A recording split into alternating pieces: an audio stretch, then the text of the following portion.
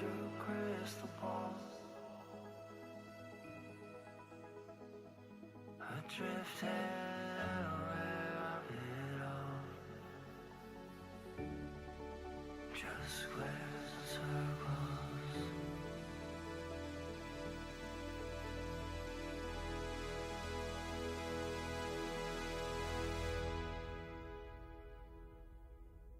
All the thoughts and dreams, feelings that I need here.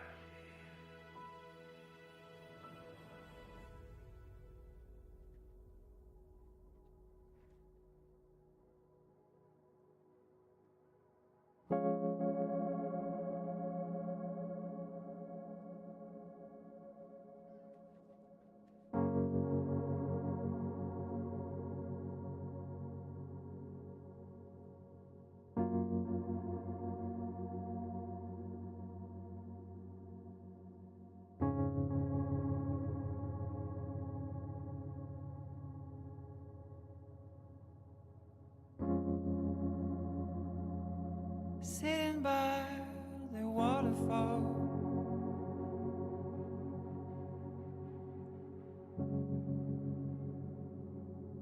flying with the clouds.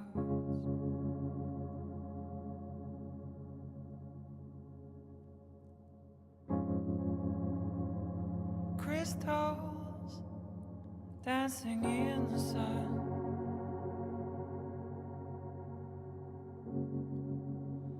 Colors are falling in my eyes.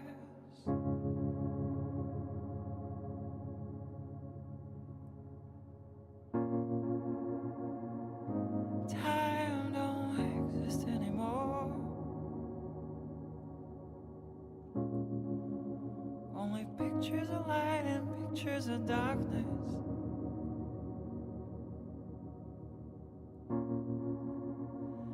Free like never before.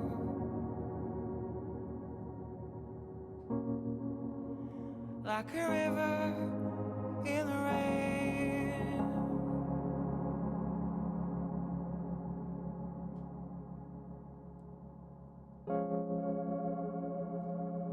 Oh, Father of the four winds,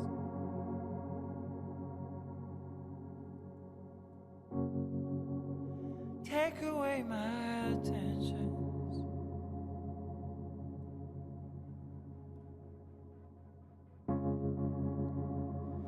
I did not betray you.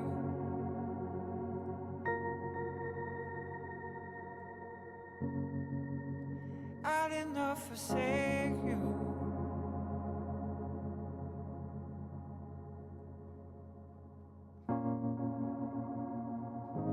The universe on a string,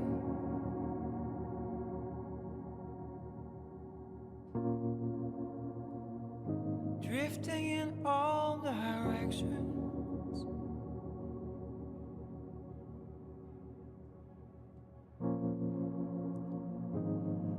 Free until the key finds the door.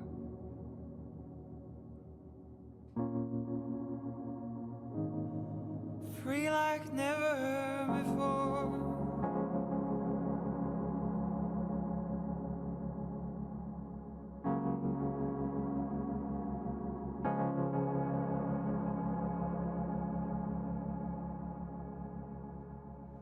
Children of light, gardens of life, gold on the inside.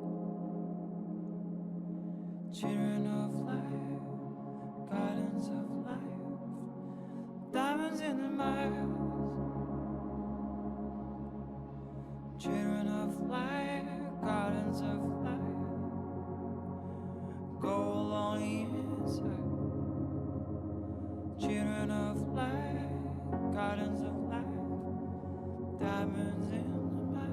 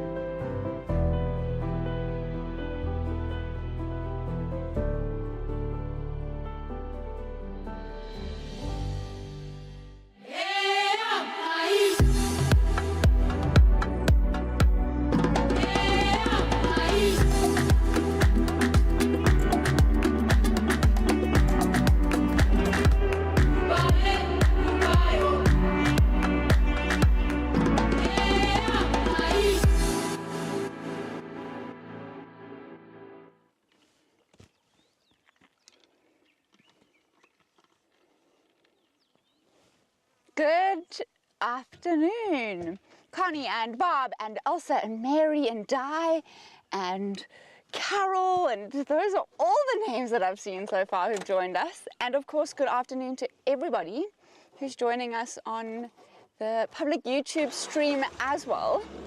My name is Victoria, and you have joined us on an exquisite afternoon on the Rietspruit Game Reserve, and we have some excitement and some mysteries to piece together.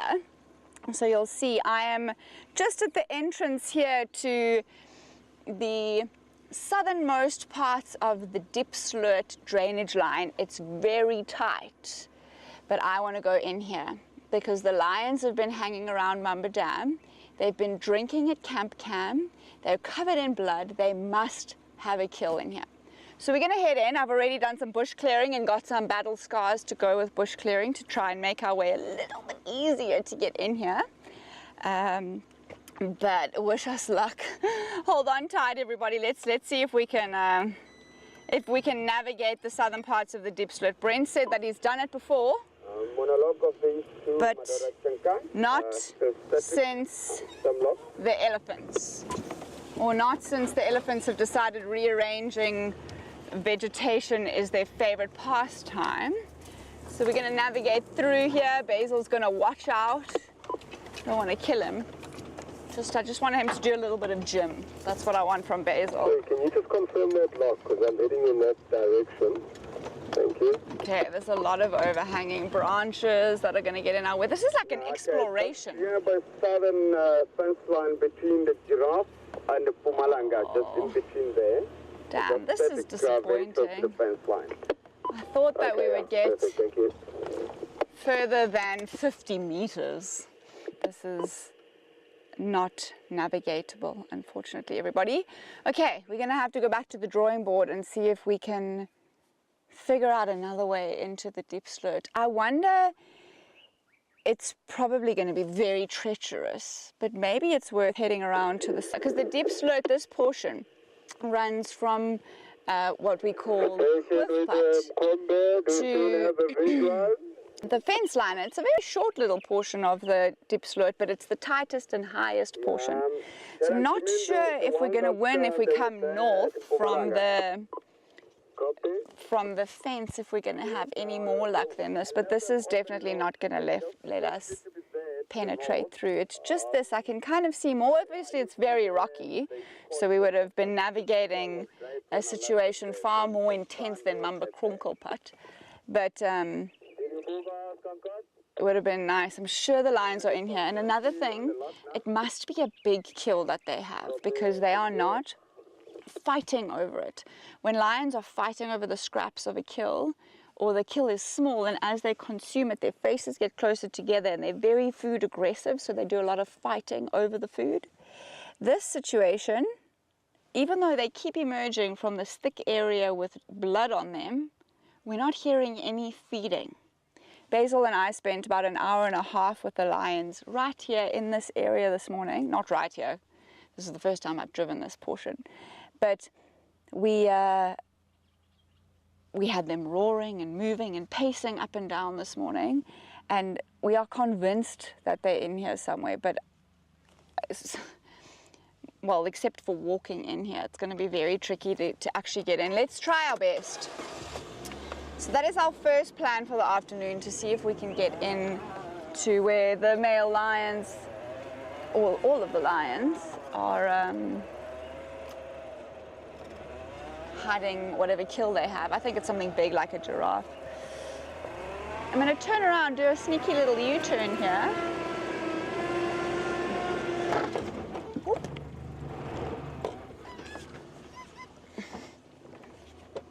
I'm being watched as well. This is a big rock.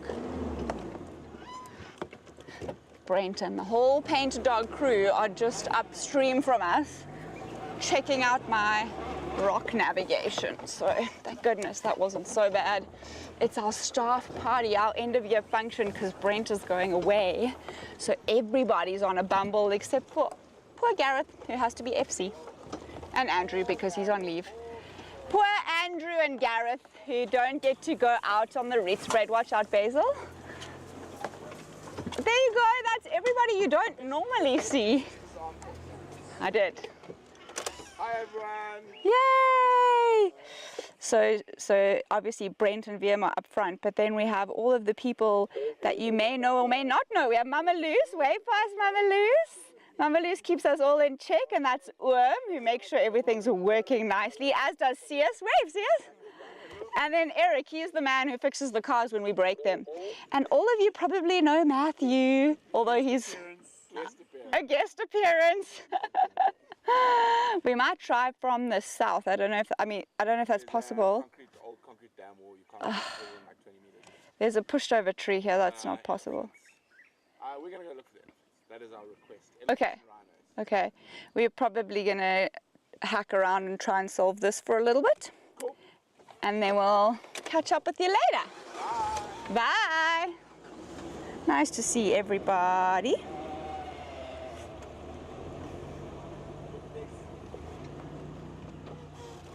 Hello everybody. Thanks for saying hi to us especially. I'm sure it was nice to see some of the faces that you may not be familiar with, although I'm sure you've heard about all of them. Those are the people behind the scenes who keep this Painted Dog TV ship afloat. So we are very grateful to all of them. But because Brent's going away, our Christmas starts now. So they're on their Christmas bumble, and later we'll have a little Christmas meal all together. I know that there are a lot of jokes, especially if you live in the States, about how Halloween ends and then the next day it's Christmas season.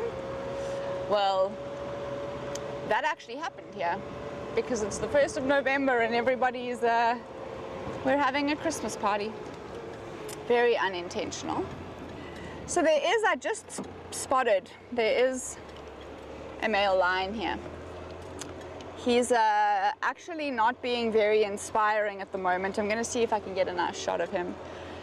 It's quite typical if they have a carcass that they'll move away. Also, their closest water point is no longer Mamba Dam, even though we're at Mamba Dam. It's Hace. Our home is the closest form of water that these lions are going to get to. So we've actually had lions in and out of camp all day yesterday and today. Watch your heads. In fact, part of the cooking process for this evening's meal is what we call, tell me when, Basil, is that good? A potjie, which is a stew that's done over a fire over about at least a 5-hour process of slowly cooking the meat. And this guy, Mr. Kinky Tail, we could call him Mr. Nose Scar, with that big gash that he's got on his nose at the moment. Now he's rolled away, of course. He actually lay probably 30 meters from us for the whole afternoon, watching as we prepared the fire and then the food. It was actually very entertaining to have a lion. Not so novel for us though. We tend to have lions in our backyard all too often. Carol, Brent does have his potjie on the go, and part of the FC duties this afternoon are for Gareth to make sure that it stays simmering away. It's definitely a team effort this afternoon. Everybody's involved. I mean, look at that stomach. Is that not a completely sated male lion? He's gorged himself, absolutely. This all started yesterday morning, I think. The first lioness came to camp, and she was her forearms were covered in blood. And she actually trapped Basil in the toilet again. I can't believe that since I've been at Painted Dog TV, lions have trapped Basil in the toilet, the outdoor toilet, twice. So we had to go rescue Basil. But she made a beeline for our waterhole, drank, and then came back towards Mamba Dam. We followed her. And then today we've had this male lion twice. He's come to visit us. And I have no doubt that the females are going to do the same throughout the course of the evening. Tricky, I don't know if we're going to be able to see. I'm sure a lot of you who follow regularly will have seen the scar on his nose that he's got. That is a proper belly, Connie. Yeah, absolutely. That's a ridiculously gluttonous belly. He's enjoying his festive season as well. You might have seen the scar that he's got on his nose, or it's not actually a scar yet, it's just an open wound. It's going to scar beautifully. A beautiful scar is actually something we enjoy as photographers on a male lion. But for weeks, we've been speculating why our lions are fighting with each other, why there's so much unrest between the two males. We haven't quite been able to figure it out. And 2 days ago, near Leti and Elvis were seen mating, and they were seen mating again. Put down trees over the whole drainage line. Sorry, I'm just listening. This is them talking about Copy. where the pride are. Kevin's asking us why we haven't gone into the drainage line, because we can't, because it's a bit thick in there. But Nyaleti is in season, so she's in heat. And obviously, because this is a closed system, usually we don't let our lions breed, because it would be unfair to have a population larger than what this landscape can adequately accommodate. But she's come into season, and she's the only female in the pride who is not related to these males. And so it looks like it's going to be okay if she does breed with them and potentially have some cubs. So that's something we could get very excited about. Obviously, we can't count our chickens before they hatch. We can't count our lions before they pop out. But we could get a little bit excited. It's been a long time since we've had baby lions on the Rietspruit Game Reserve. These 3 lionesses, not Bucket and not Nyaleti, the other 3 girls, were the last 3 born.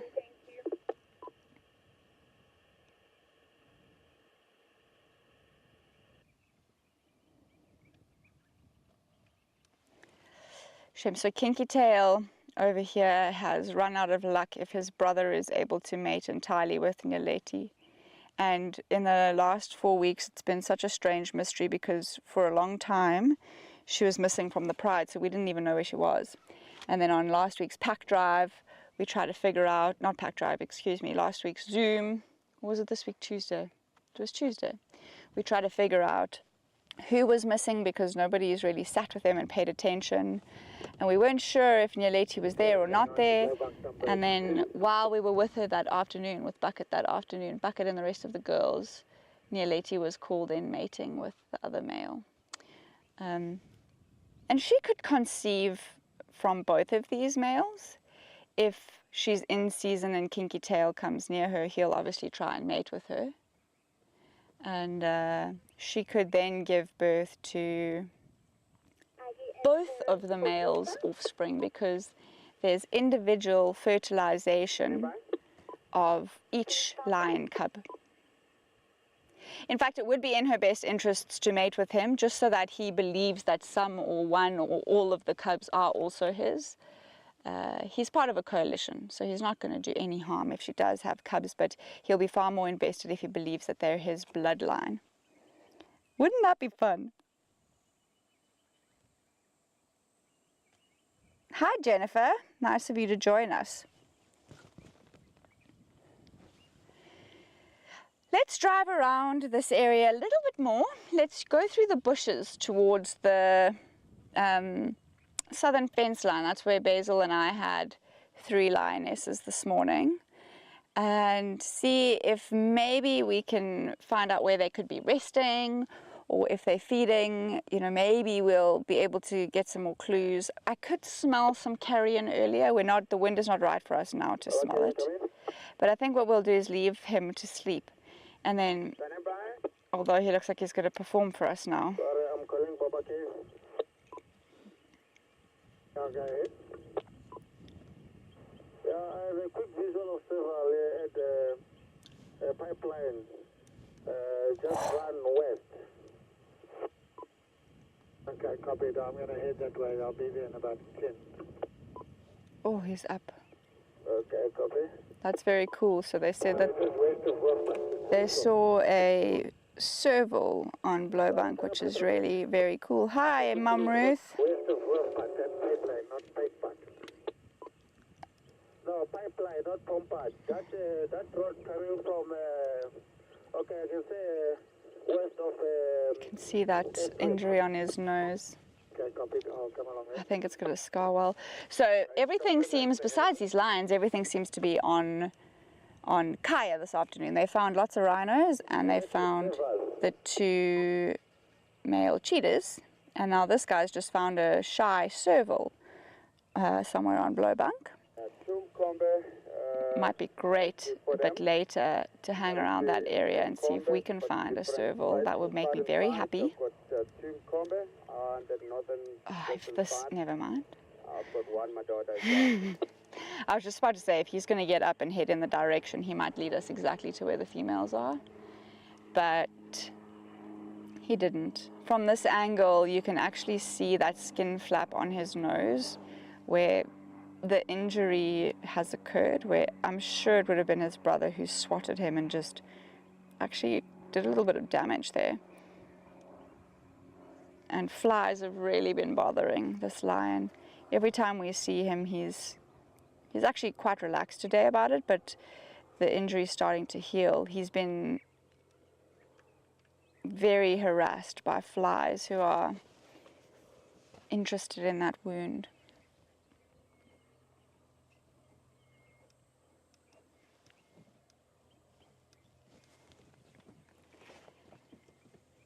All right, sleepy lion.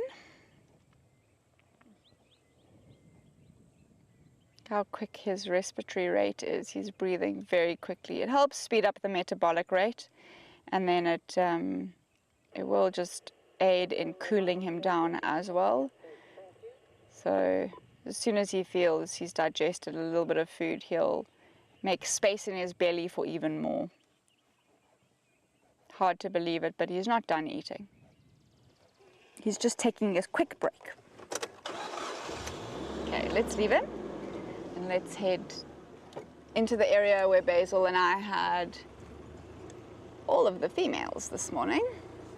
It was actually so lovely to have the females watch the thorns here.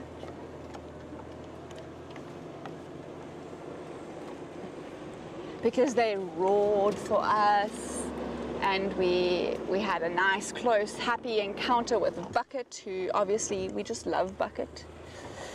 So that was fantastic.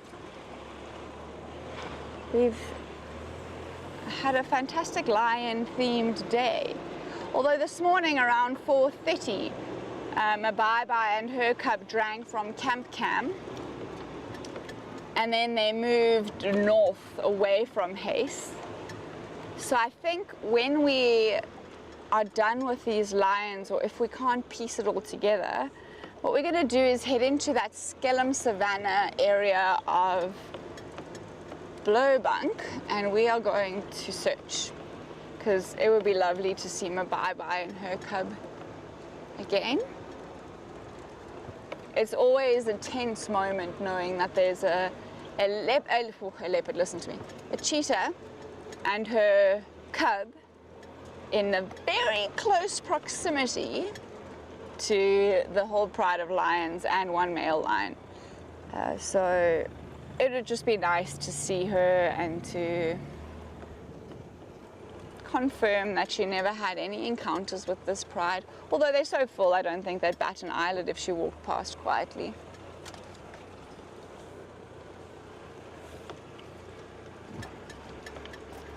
Also, probably worth just switching off and listening for a minute.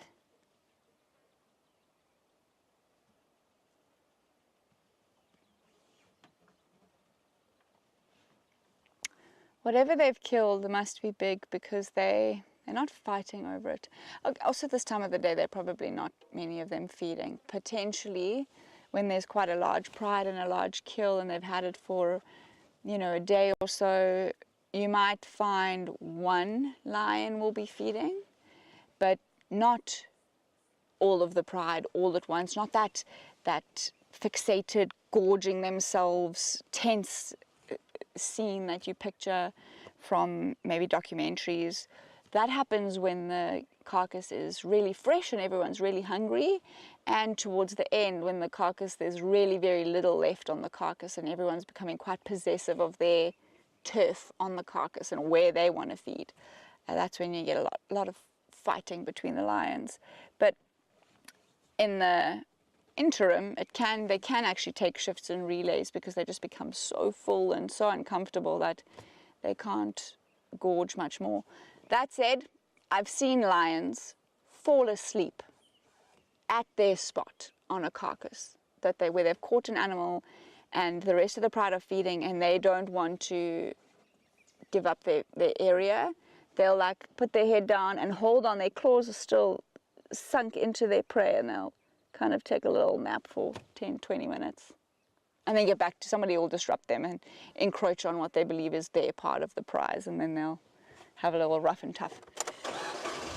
In the time I was chatting, I did not hear anything that indicated that they were right here. Not even that of carnassial shears trying to cut through the skin of an animal. It's a subtle noise, but it's quite a distinctive noise if you hear the carnassial shears of a lion trying to cut its way through meat.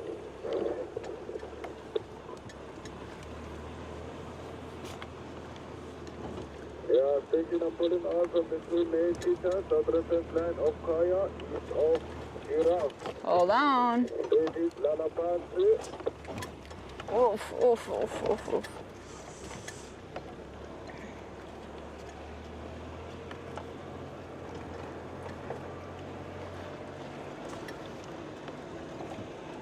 Ooh, okay. Can you smell that? It's just got a very strong waft of carrion. But now I've lost it. Maybe it's lion scat.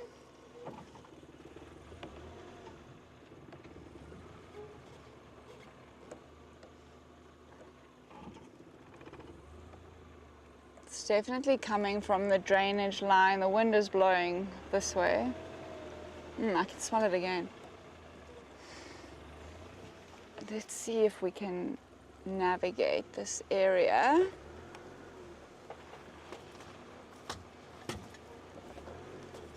Okay, Basil's gonna make friends with this guari bush. I don't feel too bad because it doesn't have thorns.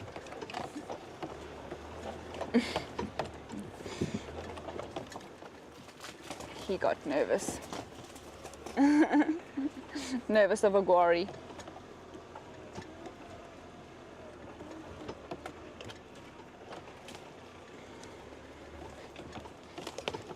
Feel like a little dog following my nose. I can't actually smell it too much anymore.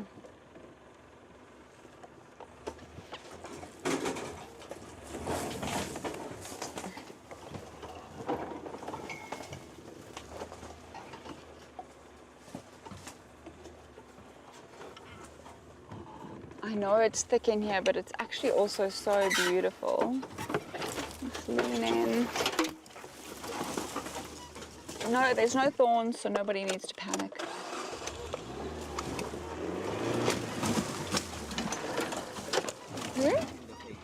You got smacked in the face. You're trying your best not to get smacked in the face. It's happened to me a couple of times, Basil. But the reality is, when you're the guide and you get slapped in the face by a branch, only you're to blame because you chose that route. Okay, this is going to be an interesting one. In fact, I'll back up because I don't want to smack all of you in the face. Go this way. Much better. Okay. I may have been misled by a beautiful lion scat, but I didn't see any scat, so I'm just going to keep going. Literally keep following my nose, and in the meantime, see if any of you have anything to say. Yeah, I'm a bye-bye and cub, also at Camp Cam around 4 a.m. this morning. Yes, Carol. Hello, Christine. You did miss the lion, Christine, but he wasn't doing very much. He rolled over once for us, showed us how fat his belly was, and then carried on. We carried on. He did not carry on. He carried on sleeping.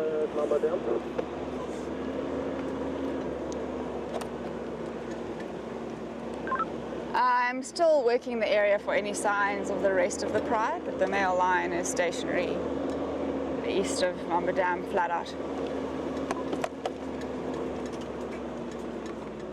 Thank you. I'm responding in the next 5 or 6 minutes.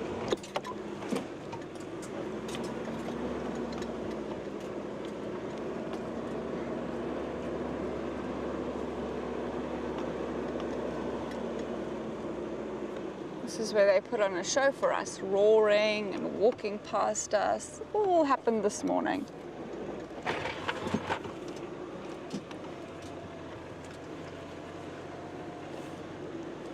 I wonder if, oh, no, never mind. I'm seeing rocks. I'm seeing rocks, not lions. I really thought I was seeing lions. I wonder if they had heard lions from the other side, because they all walked from Mamba Dam, marched to the fence, roared once or twice, turned around and walked straight back to Mamba Dam. The only thing I can conclude is that they must have heard lions that we weren't hearing on the other side of the fence.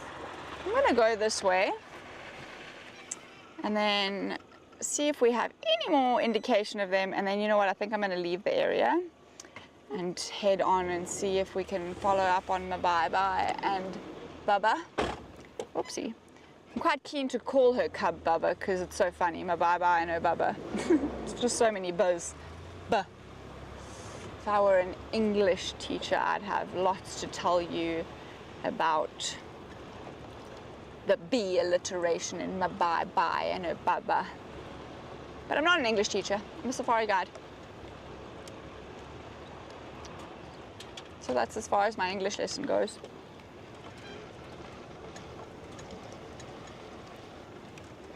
No, I'm not sure about that.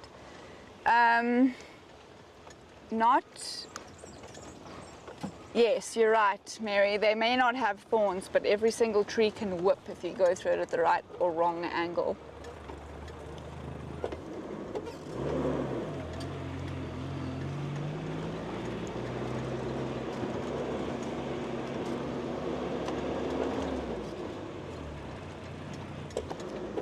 There's an impala up ahead of us.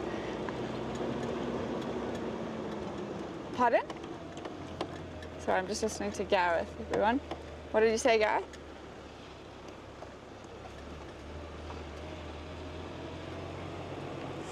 No, okay, no. We haven't seen it. One was found.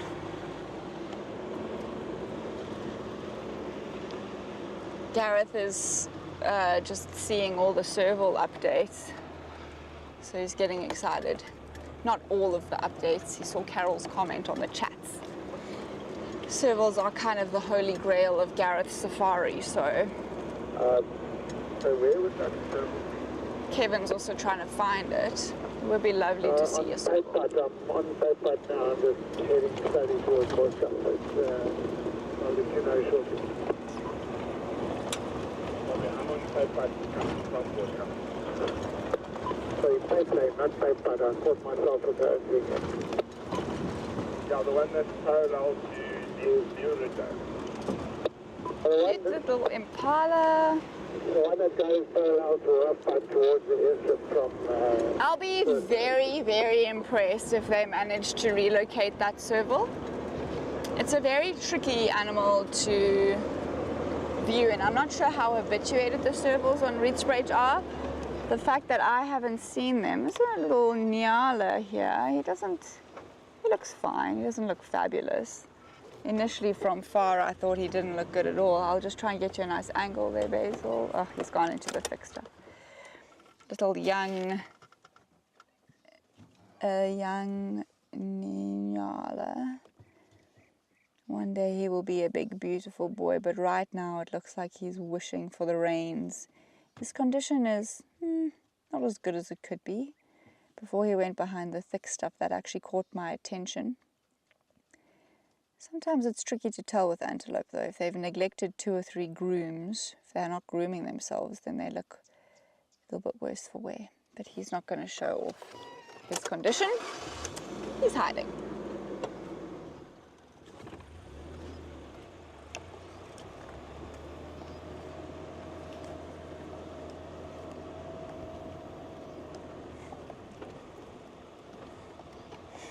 Yeah, Carol, you're right. There's literally nobody to cover Gareth in FC today. Carol's having a little giggle.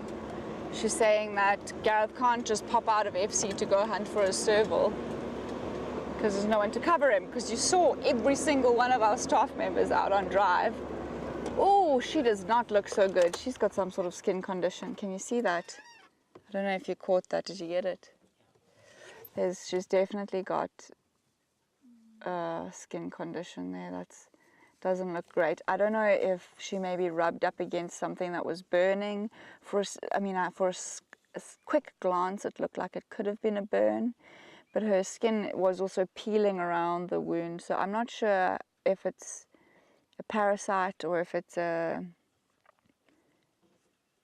an injury that she'll recover from. We just didn't have enough time to have a look at that, but effectively what we saw was her skin. It was quite dappled, and then it looked like a peeling away of top dermal layers of skin. So, ooh, I hope she's all right. If it's a once-off injury, she should be fine. If it's something more serious, like a skin condition or a disease or a parasite, might be a little more tricky to heal from. And when impalas or any animal has an open wound like that, the oxpecker goes from friend to foe, because the oxpecker will actually keep those areas open and bleeding far longer than necessary. So a small-ish wound can actually become quite a nasty wound, Out of these exacerbated by but they currently the oxpeckers. On the southeastern It's because oxpeckers are what we call sanguinivores. Make note of that, because that'll be my next question, my next quiz question in a few days' time. They're sanguinivores, which means that they are vampires. They drink and survive on blood. And I think we've lost an aerial back there. It's just a magnet, if we can just pop it back on. Yeah. Basically what happens is that oxpeckers eat blood. Even when they are eating ticks, they're eating ticks because the ticks are perfect little takeaway pockets of blood. So if an oxpecker is a great tool for all of these animals out here to use for parasite control, until that animal becomes injured with an open injury, and then sadly it becomes quite it's good to a point, because the oxpeckers will clean up the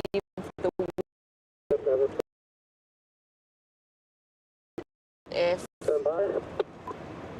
they keep going and keeping it open longer than necessary. No, okay, I said I was having a quick visual of several. The pipeline is just run west in that block. No, I don't think that serval's going to stick around. When I was sitting there looking at you, okay, no problem. You saw the impala at Camp Cam a while ago, Mary. It would be nice next time we have, if we see that impala, it would be nice to take a screenshot or get some pictures of her, because I'm sure the vets would be interested. Gareth would certainly be very interested in what's going on there. Yeah, it would be good to see, good to figure it out. It's always good to know what's going on here, and often these things perplex us because we don't get enough of a look. And of course we can't biopsy it, because it would be totally unfair to sedate an impala just to take a sample. So a lot of the things that happen out here remain largely a mystery. You copy, sir? Negative? You can come up straight there by the Marty. It's from here by water park. It's just straight heading there by the dam itself. So I'm trying to go around the ground. Copy. Okay, we have left the area of the lions.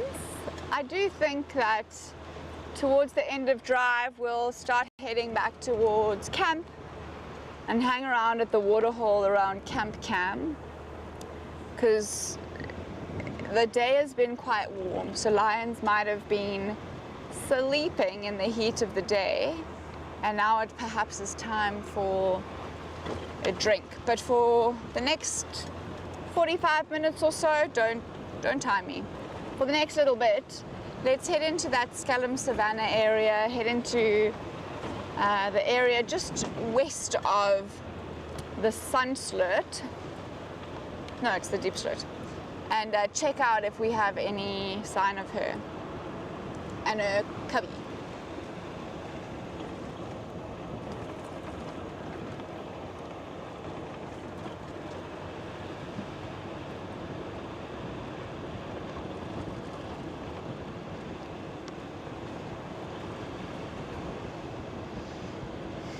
I love a Sunday afternoon. Oh, it's not a Sunday. I love a Friday afternoon in the bush. I don't know why I was thinking it's a Sunday.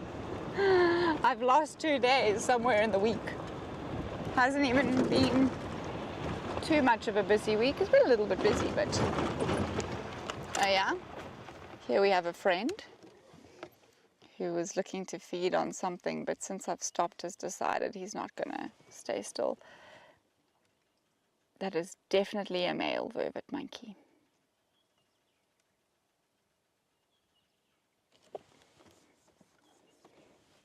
Station on the mail line on Mamba Dam. We are 2 minutes out. Can we approach? Yeah, that's right. Make your way. Thank So you. I can't quite see what he's feeding on. There are raisin bushes in here, but I'll have to drive around a little bit and look with binoculars. It's going to be quite difficult to find food for them this time of the year. I mean, things will start fruiting, but without having had any real rain. That's not happened just yet. Perhaps that explains why they've been in our kitchen so regularly in the last couple of days. Turns out they're a big fan of bread, everyone. Vervet monkeys. You got him there. Particularly bread that is packaged, you know? There's nothing better than sliced bread. What? Nothing new. What is that saying? Why can't I remember the saying? Oh my word, my brain, I'm drawing blanks. What is it? The best thing since sliced bread. Oh, my brain. Monkeys clearly agree that there's nothing better than sliced bread. Not even the bananas in the kitchen are as popular as our sliced bread. We've had lots of little cheeky visitors. But what did you see?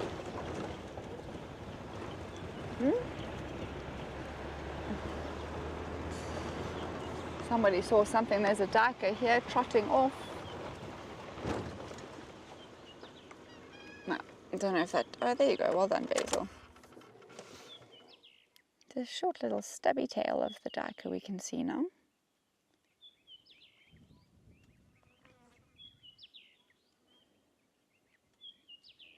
You know what would be so cool to catch on camera? Would be if the duiker exhibited any of his omnivorous eating habits. This would be her, not his, because it's a female. But how funny would that be if we saw them scavenging on, not scavenging, but foraging and finding maybe some little eggs or something that would deviate from vegetation, because we know that they are omnivorous. But I'm yet to see them eating something that makes them an omnivore.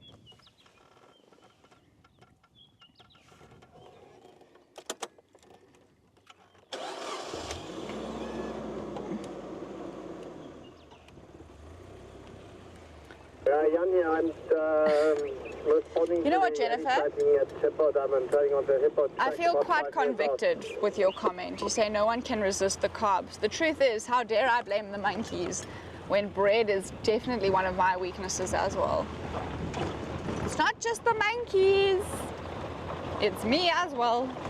But the thing, I take great pride in the fact that I don't bite the bread through the plastic. What are you seeing?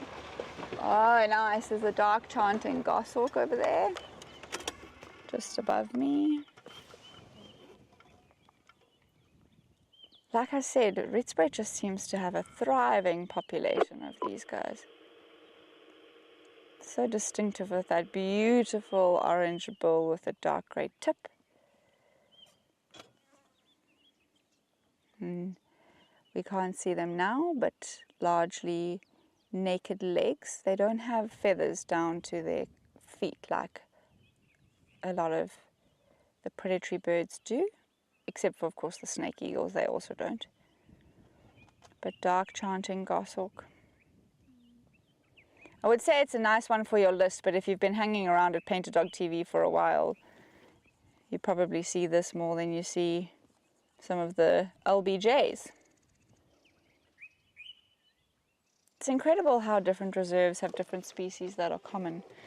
So here we see dark chanting goshawks quite regularly, but in other areas, really not so far from here, they're quite tricky to find. And duiker as well in this environment are just a dime a dozen, but in other environments also not far from here, they're very, very tricky to find. So it is just amazing how little ecosystems and niches can be carved out by species in areas and landscapes that are almost identical to other areas and landscapes that have slightly different species populations.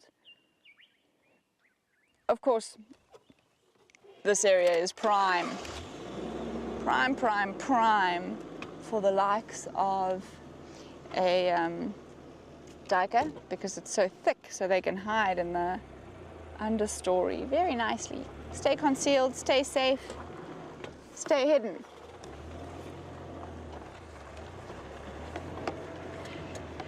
It would be nearly impossible to do a duiker census, but I would so love to do a duiker census. I'd love to know how many duiker we have on this reserve. Are fresh rhino tracks on the road? Maybe we'll see a rhino.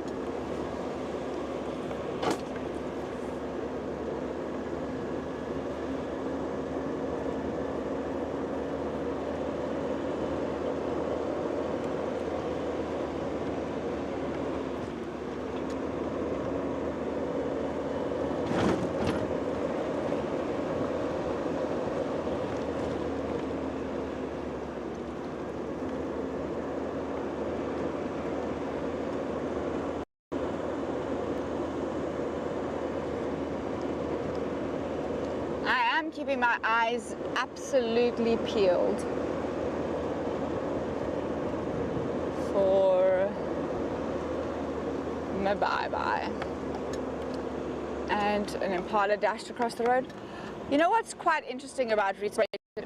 It's interesting everywhere, but we have this idea that cheetahs should be in big open grasslands and should be, you know, on top of a termite mound with lots of grass and a vista.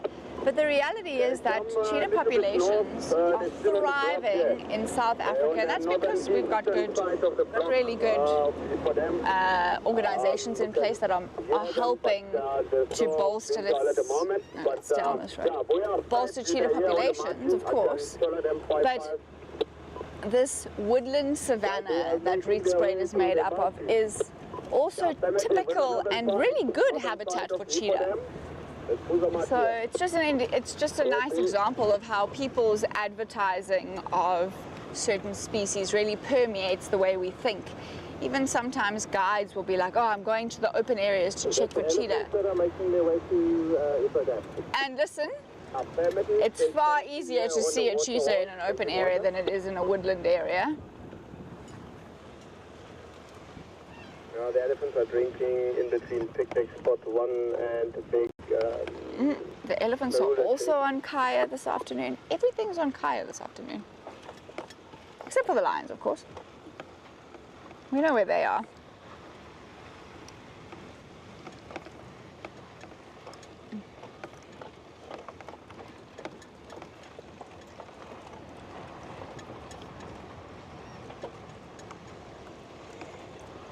Perhaps it's time for a quiz.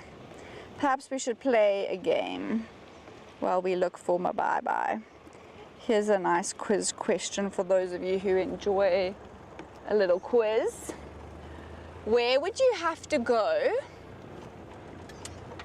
if you wanted to see a shoebill? And what type of animal is a shoebill? It's a 2-point question.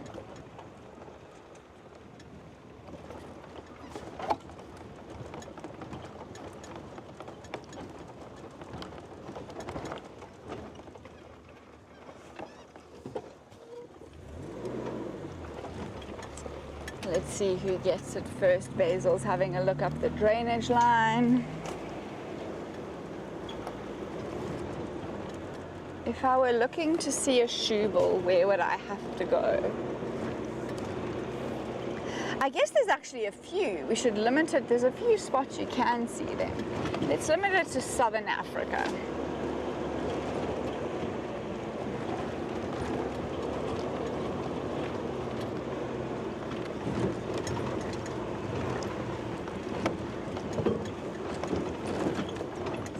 Impala. Ah, Mary knows that it's a bird. She says it's one of the coolest birds on the planet. I think it's like, to me, it looks like one of the closest things we have to a dodo, because they've got those massive bills. Of course, they don't look much like a dodo, but they are a pretty cool bird. Where would you find them? Mozambique, maybe. No. You're not wrong with they like water though. I'll give you a hint for those of you who have been around here for some time at Painted Dog TV. Mabaibai's first litter of cubs went to this area, the same area where you can see shoebill in Southern Africa. That'll really show your age at Painted Dog TV, or your loyalty, if you can remember where Mabaibai's first litter of cubs went as part of the cheetah range expansion project. Look what we have here. We have some gnu's. Oh, there's a lot of trees actually.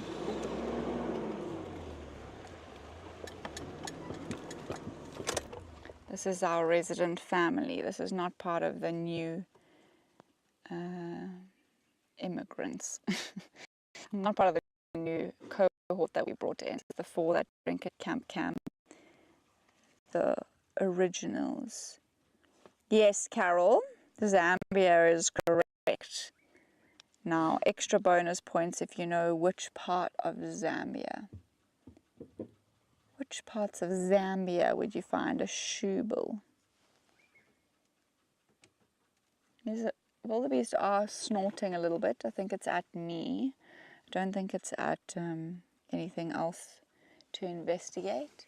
But we will slowly trundle up here and see if we can maybe pick up tracks or any sign of Mabaibai and her cub. This is the direction they were moving, and it is beautiful. Terrence coming. Beautiful in this area. I wouldn't be surprised if we do find them. You're looking for? I'm here. You put them outflow. All right. The dove now, they're on the mat now. Look how cool, if you look at the neck of that wildebeest, you can see the different colors. You see how it's looked like it was light gray and dark gray on the neck there. Helps for camouflage and blending. But interestingly, that is just different lengths of hair. It's not really different colors. Yeah, he's snorting directly at me. Or is it?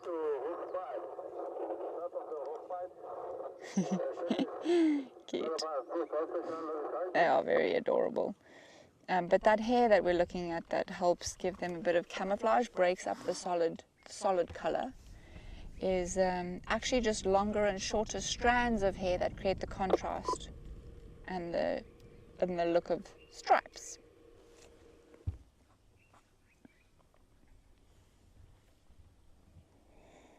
Glad to see the lions didn't get one of our fave wildebeests. I'm also glad to see they didn't get one of our wildebeests.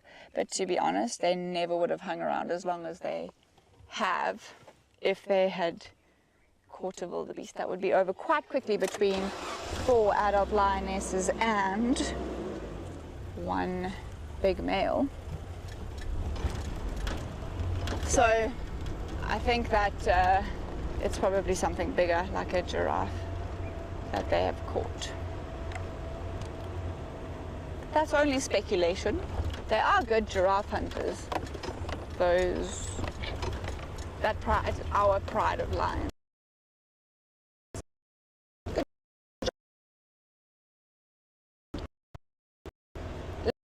I would be fascinated by the process of watching the Rietspruit Pride. I think it would be a difficult thing to watch though. No hunt is easy to observe, but each different species that the lions or leopards have to hunt, they have to employ slightly different tactics. And it is incredible to watch the prowess of these animals and it's a skill set, their skill set.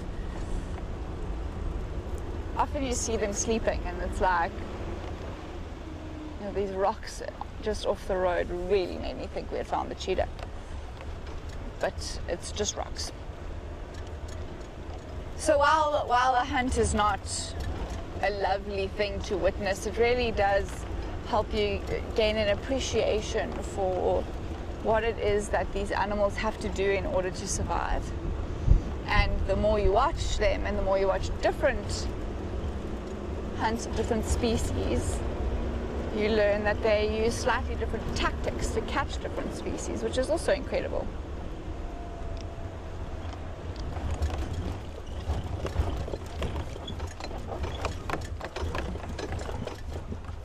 It would be very typical that it might be a giraffe kill, because lions will hunt giraffes by chasing them down a slope. And we know that the bottom parts of the Rietspruit are there.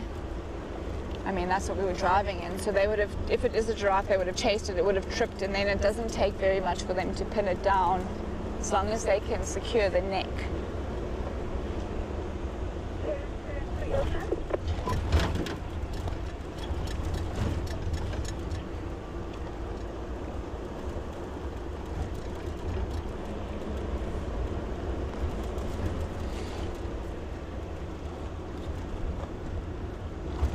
While we're bumbling around here, looking, I think it's time to remind all of you that you have today and Sunday are your last 2 days, if you are pack members, to email the word helmet to info@paintedog.tv to be able to get a high resolution copy of the image that I think should be on screen now. A beautiful shot of a guinea fowl taken by Gareth. Which way do we want to go? Does this take me to the fence? No, it doesn't. I know where this goes. We've done this before. So that, I mean, I love that guinea fowl photo. I've thought about Gareth and I, we should have that printed. He did a great job.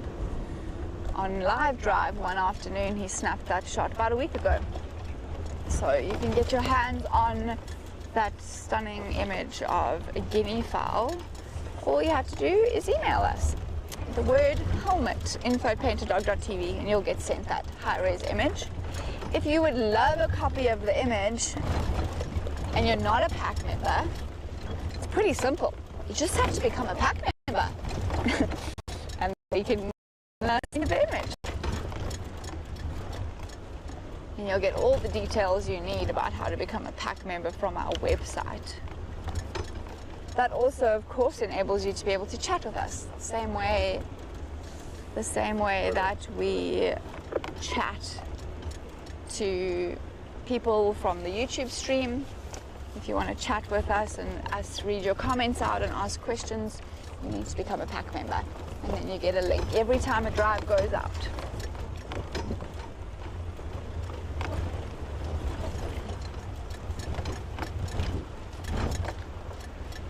I'm gonna keep heading north for now through this area. It's also a good area to find the Antioch female. Of course, that would make my whole year, not just my day, not just my month on the first day of the month, but my whole entire year.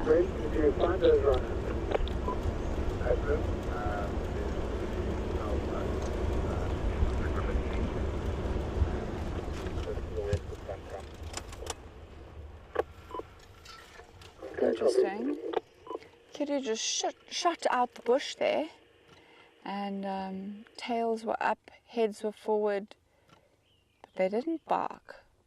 So I think maybe I've disturbed them. I'm just going to creep forward and check the area because I don't want to disturb something if something else has seen them.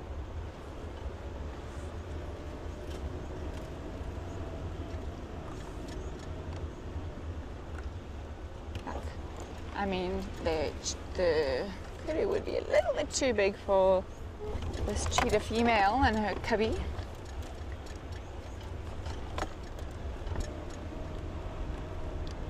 Cheetahs don't quite have the same strength as,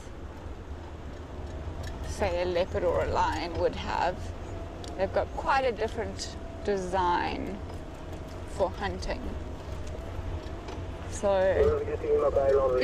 there's a lot of different modifications to the cheetah that make it specifically suited to do what it does, which is a specialized sprinting hunter. A couple of those include the fact that for most mammals, the shoulders are attached to the main frame by a bone. In a cheetah, it's actually in a muscular sling. So I don't know if you've ever watched our cheetah moving. If we find them, we'll stop and we'll really watch their movements. But just keep this in mind. Sometimes we're watching a sighting and it's too exciting to talk through what's happening. But you see very, very clearly on a cheetah the forward and the backward movement of the shoulder blade. And that's owing to the fact that they just have no bony connection from their shoulder to their body, and also it's vital for their really, really long strides when they want to hunt. So when they want to hunt and they need to pick up speed fast, then it's like a swinging motion that happens. There's lots of modifications that cheetahs have that make them really specialized at what they do. I love this area, and I love this area this time of the day.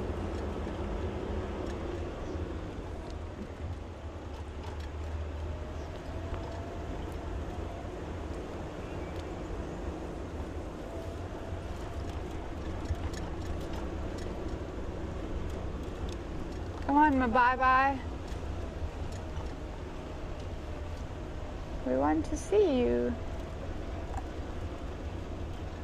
Actually, I haven't even had tracks. So maybe we're a little bit further than we should be for them.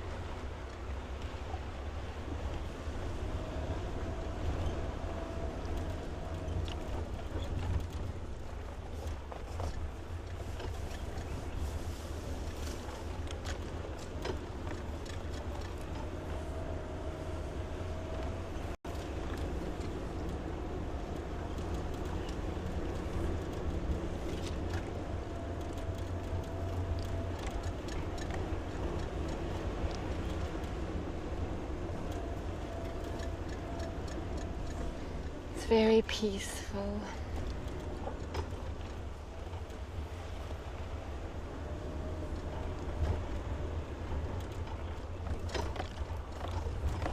It's also definitely becoming or turning to snake season out here. We've had a yellow-bellied sand snake in camp, and then actually this morning when I was driving across the reserve at around 11 a.m. I had another yellow-bellied sand snake. This one was massive. It was the length of the road. It went all the way. But yellow-bellied sand snakes are so speedy, so it jumped up and kind of slithered off. But I was impressed by the size of that. That's a long yellow-bellied sand snake. There's other snakes that we're going to expect to start seeing as well as it heats up, and then especially when we start getting a little bit of rain. They're all going to be coming out to charge their solar panels. Of course, that's not really what they do, but it's so close. They come out, they absorb lots of light from the sun, and then they convert it to energy, and they use that to be able to conduct normal snake activities like hunting and breeding and egg laying.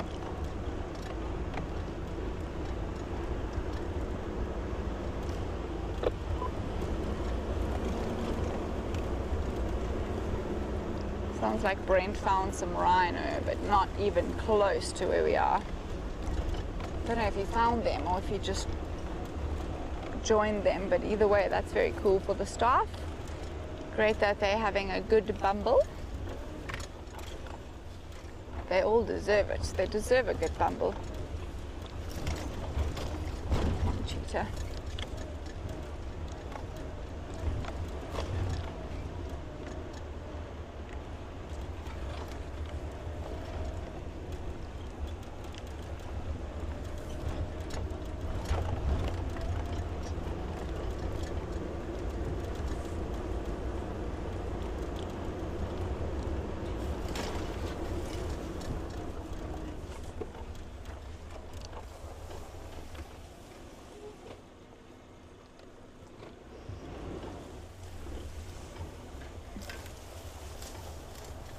Porcupine tracks here and civet tracks. When the civet is big, its tracks can look a lot like a young leopard's tracks. If you are not so sure, it's always good to check. Also, when you're driving and you're moving through, any mark in the road is worth investigating.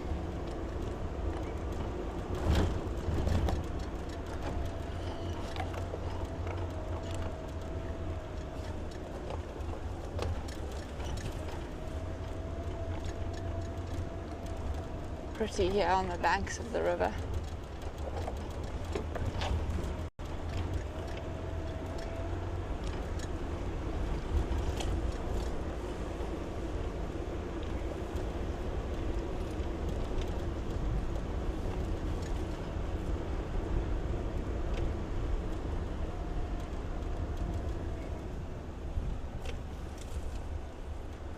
I really hoped that we would find her in this area. I was quite confident. Nope. Nothing here. Let's go this way.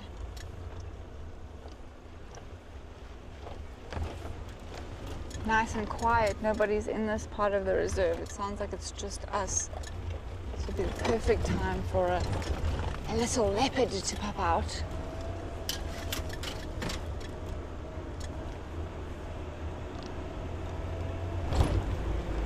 Hold tight, everybody. It's a real incline. Whoa. I know. All right, let's put ourselves into forward the last little bit. I might actually need to roll back and have another run up. Yep. Whoa! Let me just hit in.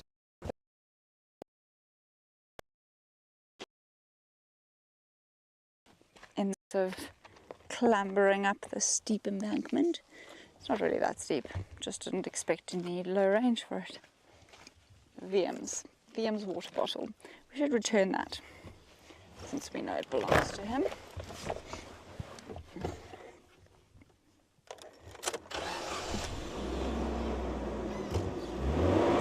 Hi Rosemary, nice of you to join us. Very inconvenient time for me considering the fact that I almost stalled and didn't quite get up the top of the hill. But we recovered. We are on the plateau. Woo! Goodness! I'm bound to lose everything today, including Basil. Basil nearly fell out the car as well there. What's going on? There you go. It's just a nice bumpy road.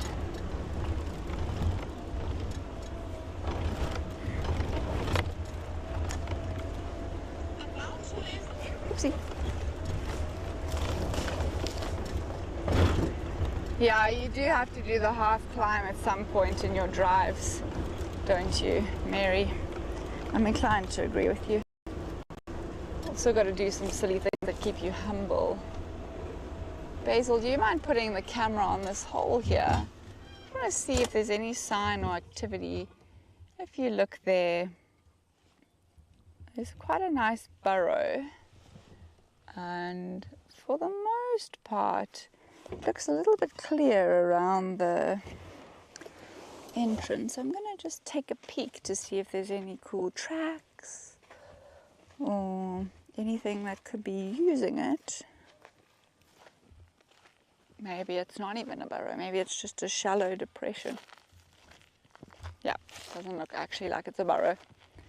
Doesn't go in. Oh, I was excited because look here, there's no grass or any kind of vegetation here. So if it's been used frequently, you should see tracks, and the same species tracks because they're coming in and out. But this, there's no real, this is as deep as it goes. It's not a hole, it's not a den, but it was nice in theory. You have to check these things out, because if the hyenas ever decide to come back and den on Rietspruit, we want to have a good idea of the best areas where they might put cubs, because wow, it would be wonderful to have a den back on Rietspruit. Lots of static.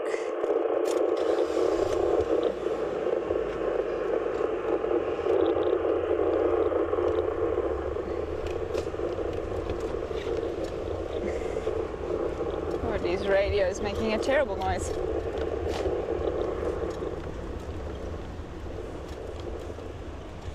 Okay, let's check where to next.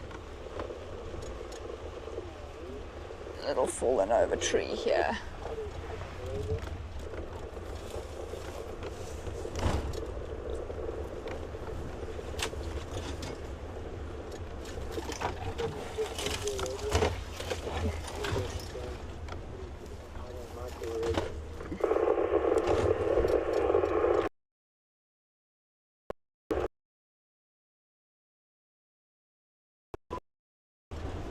There's a cute little duiker here.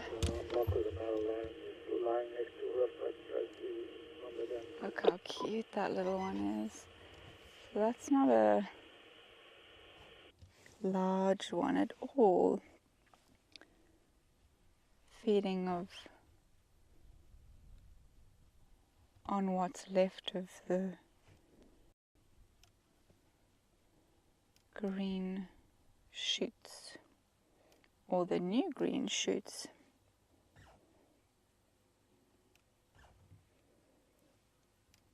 Quite cavalier with us. I need Jason on blue line, please.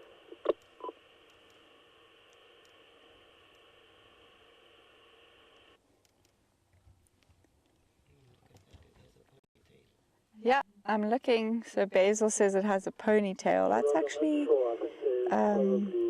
quite an interesting feature of a duiker. Thank you. They often will have these long tufts of hair on their foreheads. You'll sometimes see males with a tuft in the middle, and it'll look like they have 3 horns. But it's one of those indicative features of a duiker.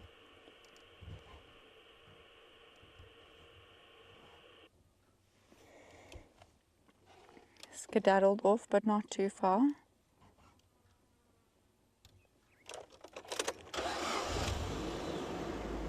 Cute, she's such a cutie.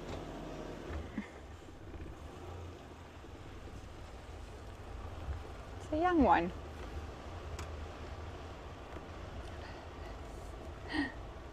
I do think that they're adorable, especially when they're little. Hello, you cutie. Boing, boing, boing. And gone.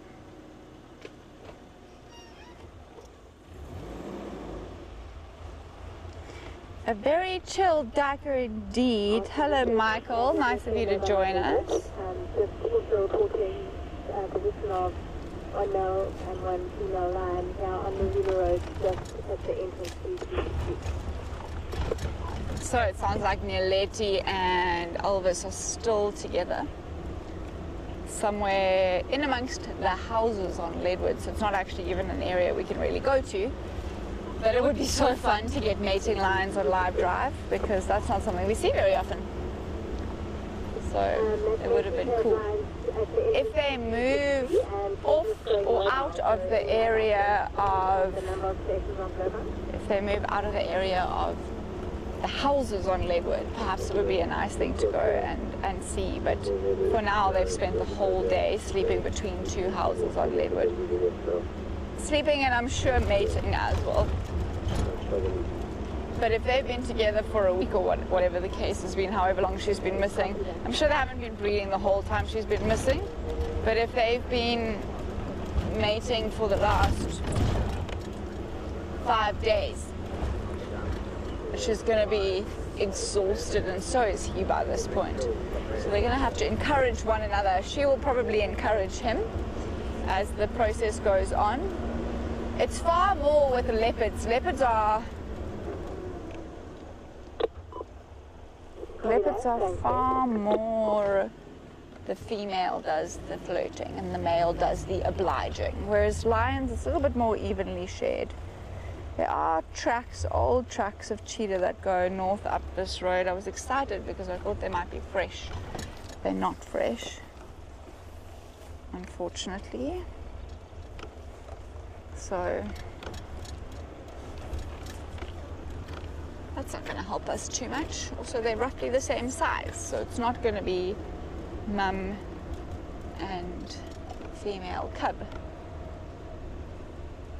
There are two kudos up front. Sometimes they stand for us and sometimes they shoot off.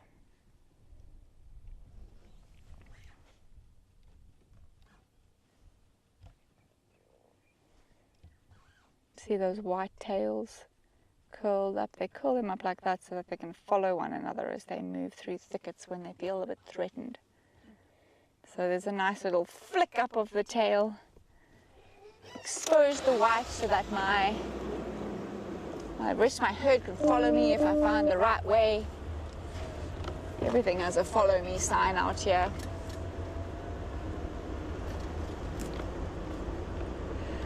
Like an adult female and it was a young male, I think. That's my assessment of out of this area by Leopard, they slowly moving south. So much happening on Kaya, I'm just jealous. I'm gonna be on. No, I'm not jealous. We have such two beautiful properties that we explore, so there's no jealousy. But it would be cool to see the cheetah brothers again. The last time I saw them, we weren't live. Gareth and I saw them and they had just killed a duiker outside Boskamp. That was a while ago now, though, probably 10 days maybe. I don't know, time just morphs out here and you lose track of typical time. Even weekends, you don't realize they're weekends. I gave you a clear indication of that earlier when I said happy Sunday afternoon game drive and it's only a Friday.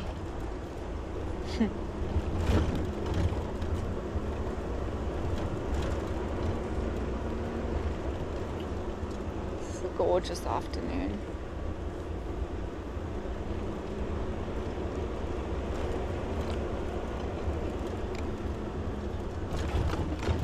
I wonder if there's any... Is the ambient mic on, Basil? Apparently there's a bit of an echo. Thanks, Mary. Basil will check that out. Let us know if it improves. He's doing his techie things.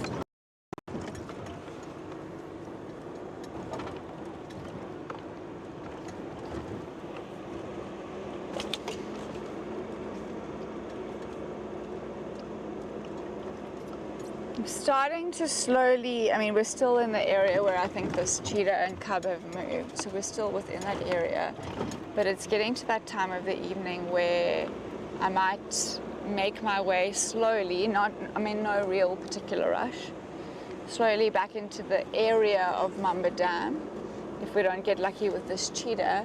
I think that, I really hope that those lions will be feeling thirsty, the lionesses, and heading to drink at camp.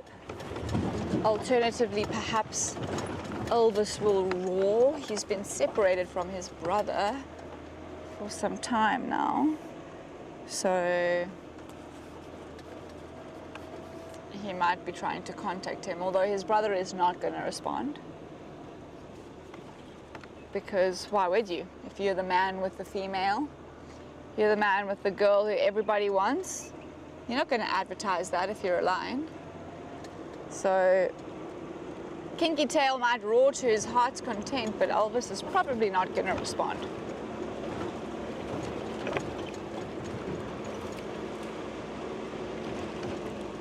That said, the mating process of lions is not quiet.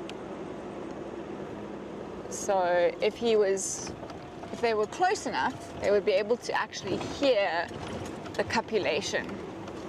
But they're not close enough. I mean, the mating pair are up here in Leadwood, kind of northwestern Leadwood, and the rest of the pride are down here in southwestern Lowbunk.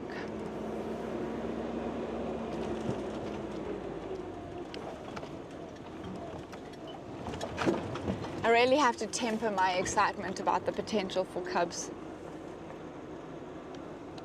Imagine, we were also invested in Bucket and her story. It would be so cool if we had a similar.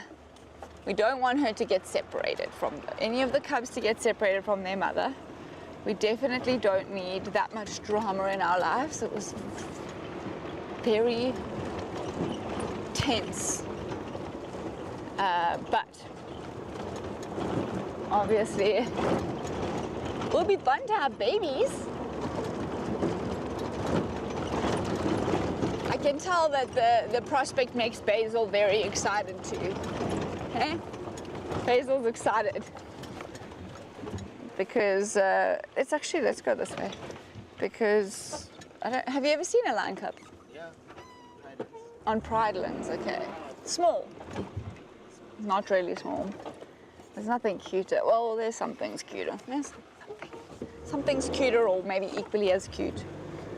But no, there's nothing quite like a baby lion.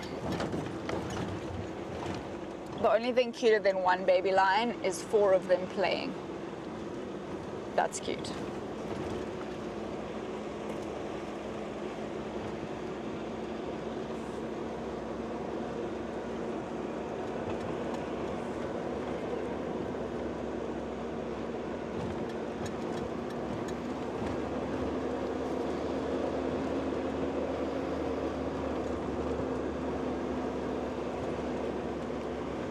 I'm quite surprised that we haven't seen any rhinos today. Although we haven't done our normal routes. Number 6. And we haven't gone near the areas where there's water, which is usually where the rhino are. Also, there's been about 4 separate rhino sightings of different rhinos in Kaya. So it sounds like there's a rhino convention happening in Kaya. Bounce, bounce, bounce, bounce.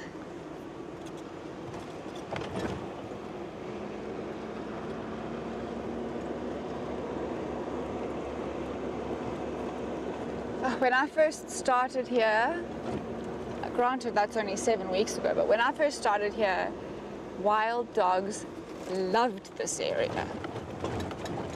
The first 2 weeks of my being here, you could almost guarantee you were going to find them in this area. And I don't know when last they've been down south. It's a good thing that they're not here now. because the lions are obviously in this area, but it would be nice to switch it up. If the lions go north, it would be great to have the wild dogs in the south.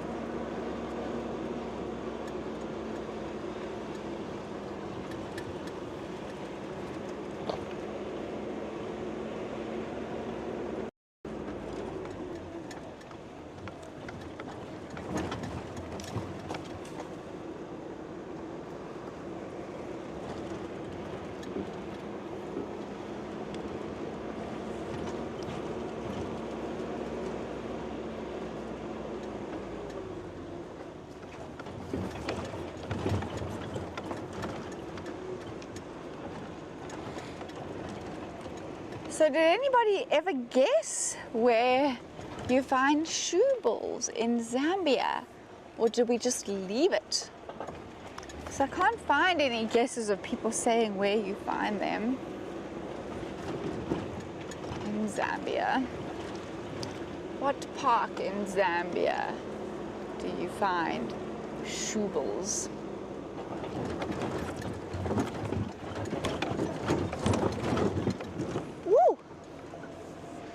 Bouncy.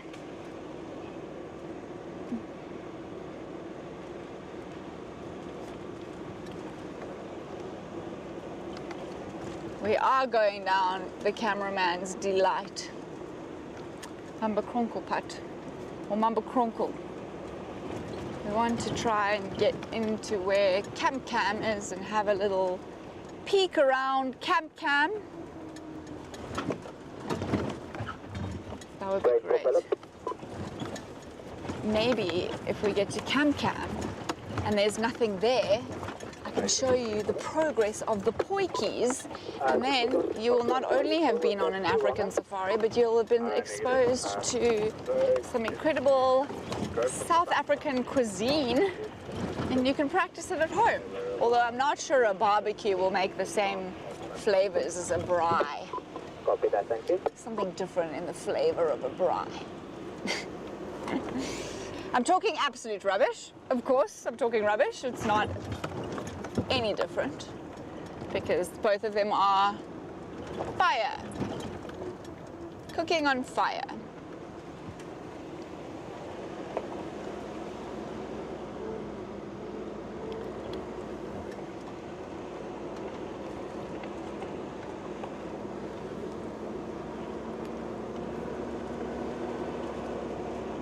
Maybe we'll just have to see. We'll have to see if we've got some lions around camp. You don't know of the areas in Zambia? Don't worry, Carol, it was a trick question. Well, not a trick question, but a very difficult question. The Bangwelu wetlands is where you're going to find shoe bulls. And which way? This way. That's onto that little track. I love that little track. And it's actually not an area that people often go to, and it's very difficult to see the shoe bull because you have to trek through swamps. So if you've ever heard of gorilla trekking and you think that that's tricky, trekking for shoe bulls can be even trickier because you've got to wade through the swamps. And there's only about 6 known nest sites of the shoe bulls in the Bangwelu wetlands area. On Kudupad, close to the crypt, heading south towards the crypt. That's far from us as well. So, although there's a population of about 350 shoe bulls, which is quite decent, they only know of 6 nest sites. And of course, you need nests to be able to have 6. And then the Bangwelu wetlands area is also fantastic. I don't know if you know what a lechwe is.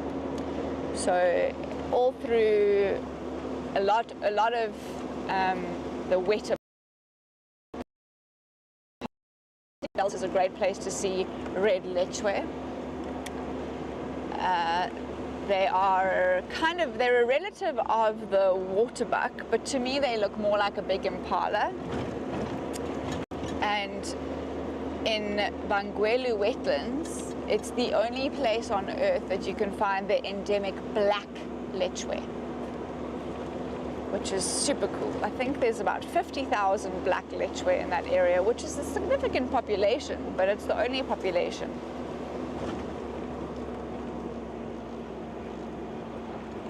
So there's many reasons to visit that part of Zambia, even though it's a tricky part to get to. Zambia is actually a fantastic destination. I haven't been to Zambia yet, but I've been doing a lot of reading, and I've had a lot of conversations, and I've whet my appetite for all sorts of Zambian destinations. Another huge thing on my bucket list, probably above most other things right now, is the bat migration in Kasanka. They get up to 8 million bats and they have no idea where they come from. They track the populations, and when they're there seems to be so many more of them. Hold on, Basil. Than when they're not all there, so they don't know where they come from or where they go. They just know that there are a lot of bats that congregate, see them all swarming and coming back to find their roosts. Wouldn't that be a spectacle?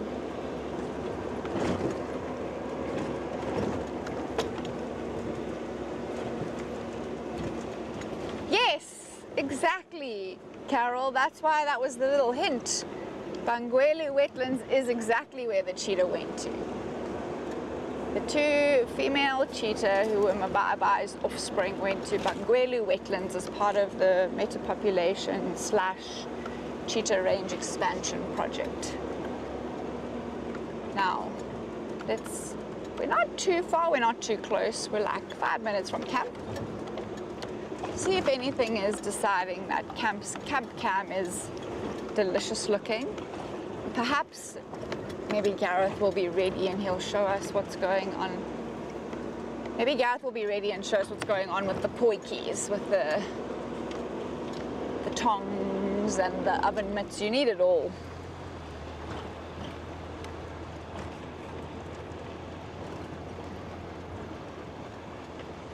This poikie has been largely Brent's masterpiece, but Gareth's taken over for the last 2 hours.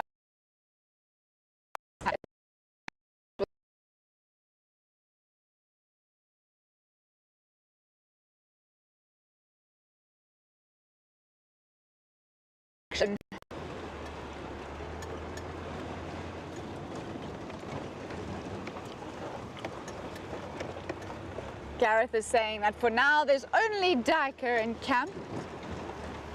That's fine, we'll pop past quickly and then we will head back to Mamba Dam in the hopes that we get our lions stirring, maybe roaring, advertising, trying to find the other 2 lovebirds who've separated out and have excluded the rest of the pride and males from their activities.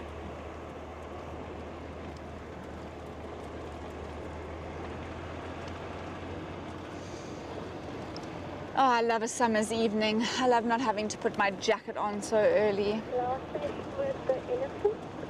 Where was the exact location? Right, we're coming up to Camp Cam. I don't know where my bye-bye is gone. Had before that drinking and playing in the water, and have now left in a westerly direction towards Jacksonville, possibly the corridor. Copy the here.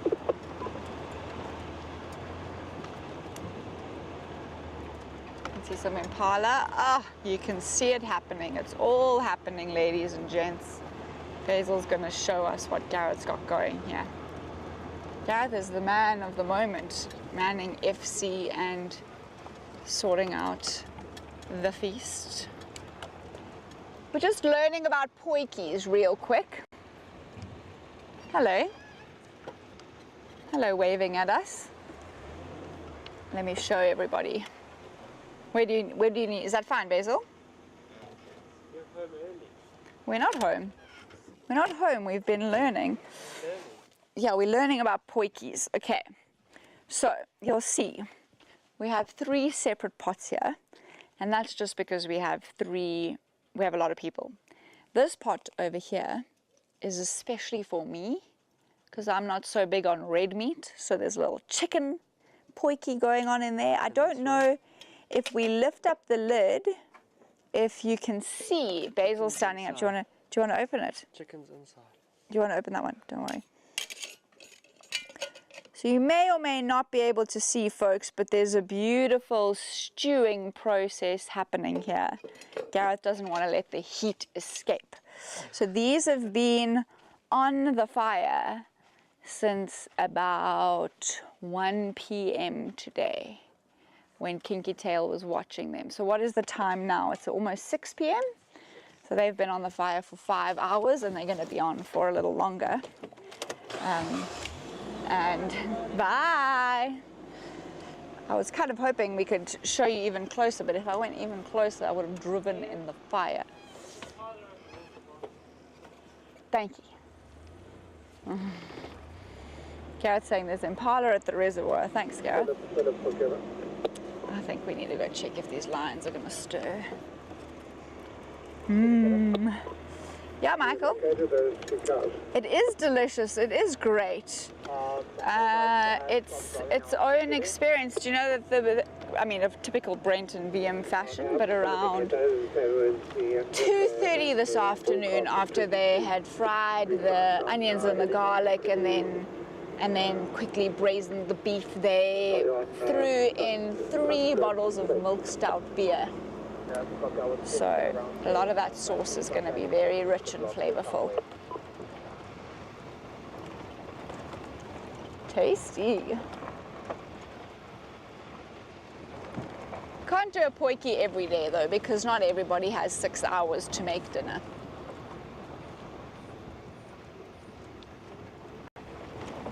Guess one of the perks and the inconveniences about living out here is that you really don't have access to fast food. Fast food is not fast if you want it from where we live. You can get it, but it will not be quicker than making it yourself. So we swing in the complete opposite direction and we go to slow food, 6-hour food.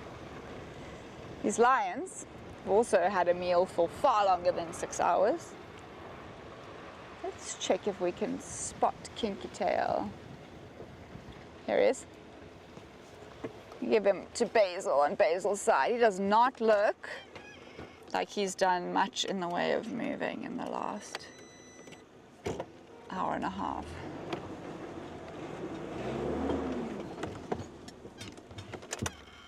There we go.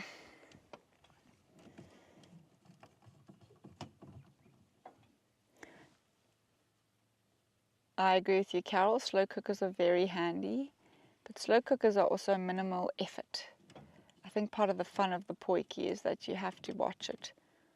It's very therapeutic to have to watch your food for 6 hours and doctor it and tinker with it and add this and add that and resist the urge in the case of a potjie not to stir it. I'm not very good at that. I like to stir things. I'd really hoped that he was at least going to be showing signs of activity and looking like he's going to head back to the Pride so we can find them. But he certainly doesn't look like he's in the mood to grant any of my wishes today. Look at that belly.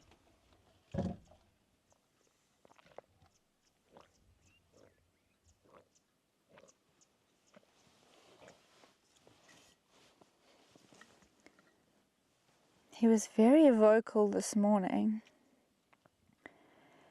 Very, very vocal this morning.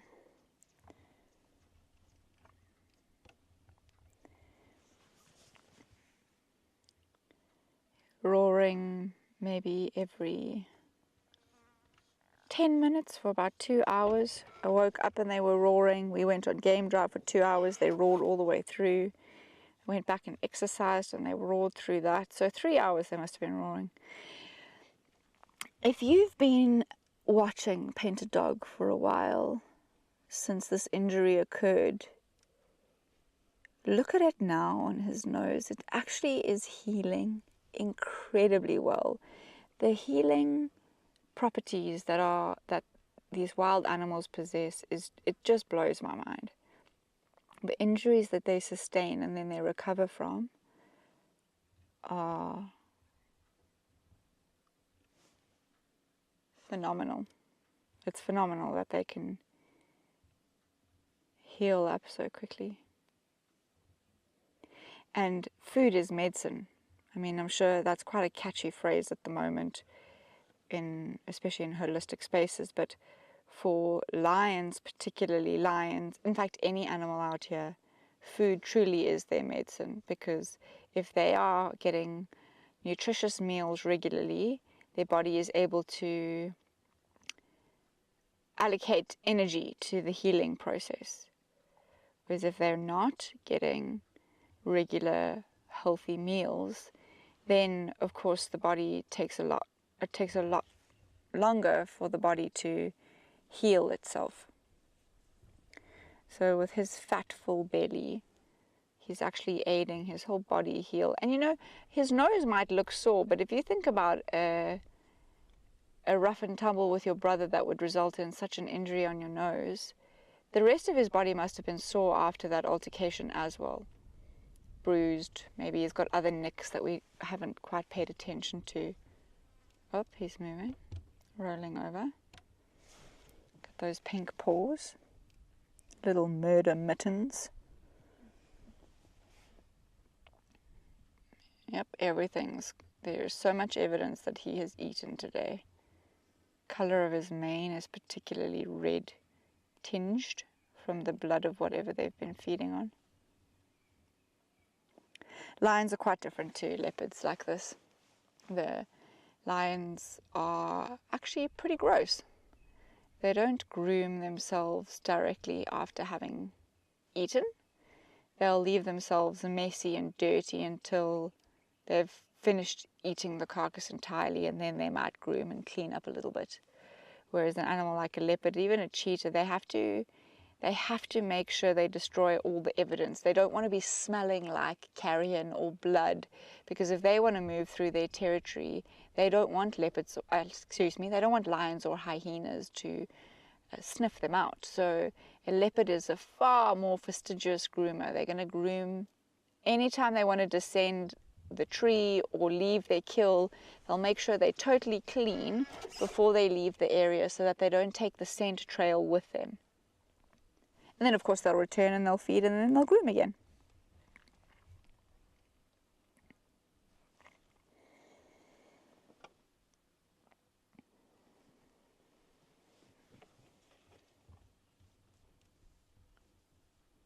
Let's just sit with him for 3 more minutes.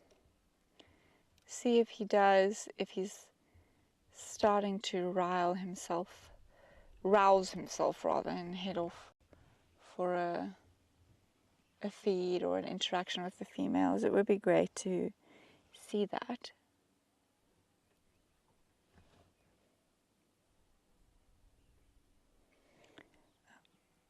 Otherwise, once we've waited a few minutes, what we'll do is we'll head down to Mamba Dam, because earlier this morning, that's where the lionesses were, scattered around the dam.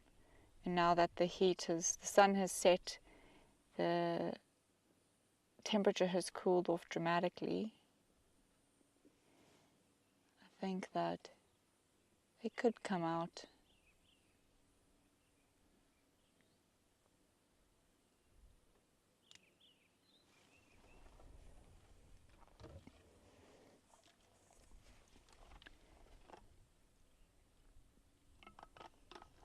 Man, it's so special to just sit here and embrace the presence of a wild male lion.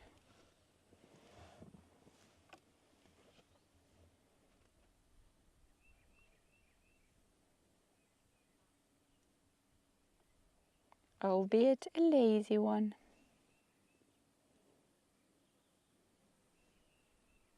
I don't know if Basil can get it on the ambient mic, but he's huffing and puffing quite a lot. Let's try. I'll be quiet. Listen to the lion breathing.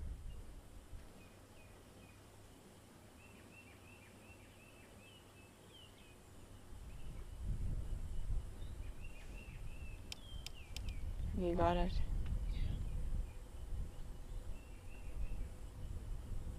I love that.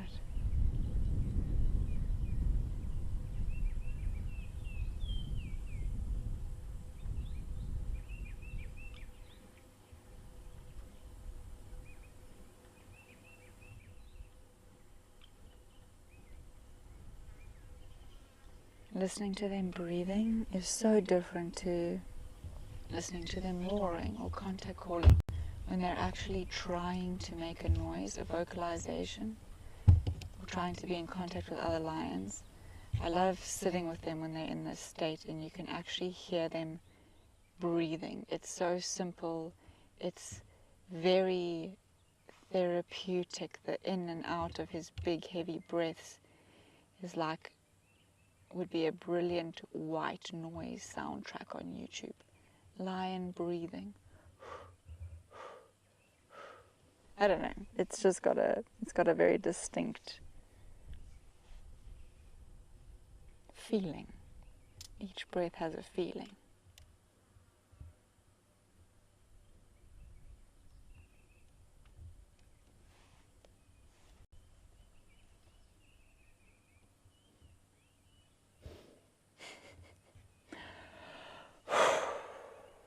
I'm a full male lion, prosperous and successful.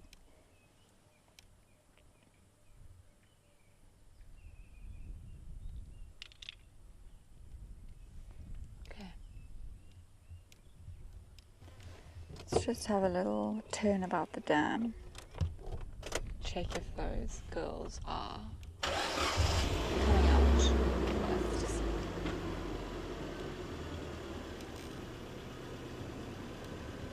How beautiful is he? Isn't he stunning? Beginning to really love these lions on Rietspruit. They are so gorgeous. And I hate to say it, but especially the girls. The boys are pretty too, but there's something about of course.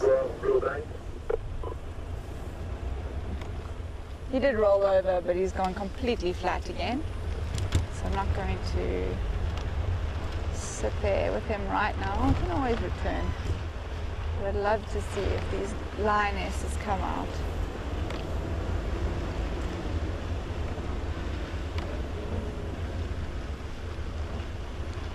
We did just before we went live. We tried to push ourselves into the thickets over here.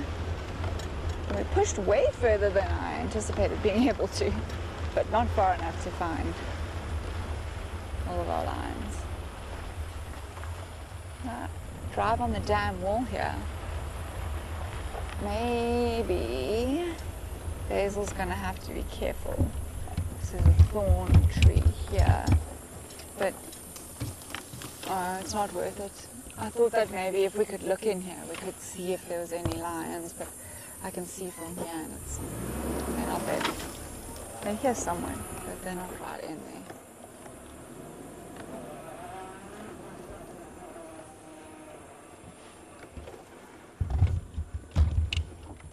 Come on, girls.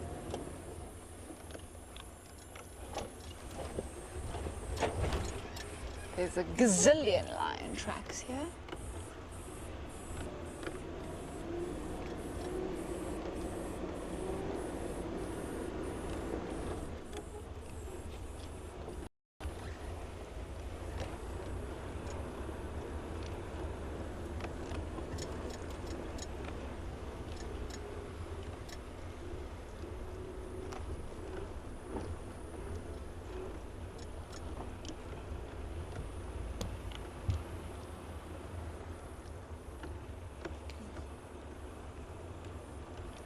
This dam dried up quickly. It held the water for a long time this season, but in the last 2 weeks it's just evaporated. Come on, girls. Come out.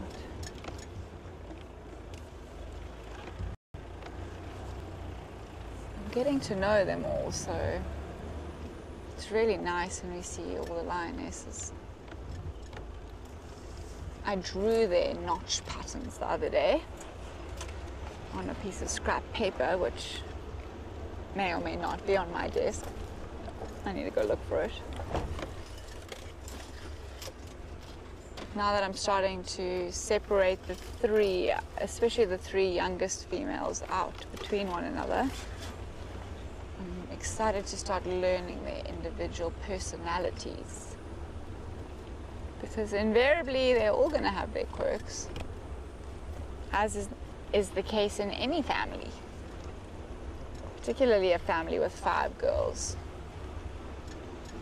like the Rietspruit Pride.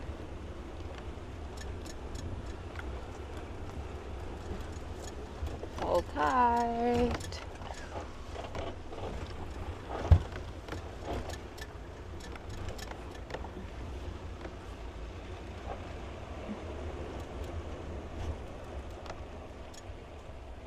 That's Mamba Dam, Michael. And it is Mamba Desert Flats at the moment. I can still smell it. It must be scat. Because this is the same area we were in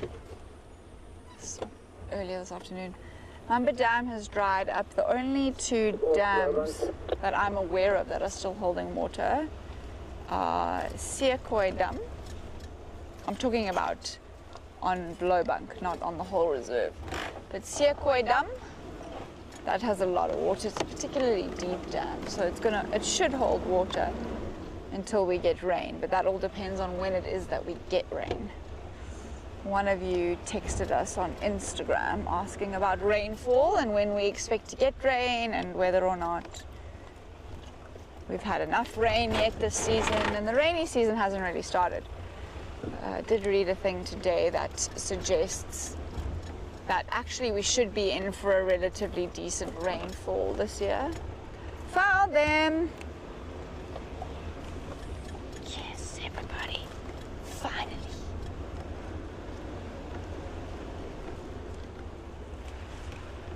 I hope it is them. Oh, it's not even our girls. It's a girl on the other side of the fence. So I'm cheating because it doesn't, I mean, it absolutely counts as a lioness, but she's not on our side. There's 2 of them. We'll maybe just get her on. Oh, those eyes are wild. She is behind a little piece of fencing plastic, which is not ideal. But that lighting on her is beautiful. Her face is so different from the faces of our lionesses. Let's just take a minute to look at those eyes. Hello, neighbors. You're beautiful. Even if you're not the lions I was looking for.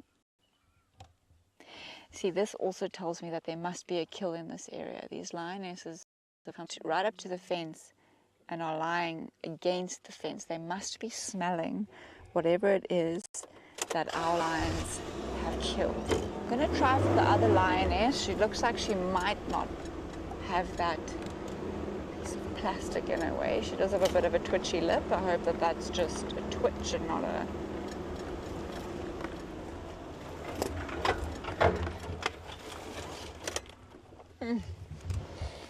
This lioness looks like she's got small ears.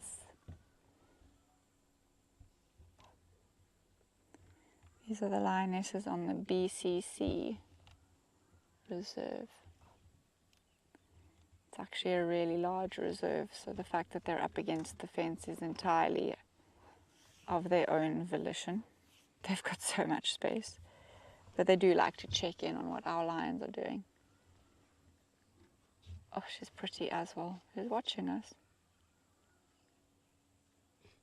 Maybe she's a distant relative of Elvis, because that lip has not stopped.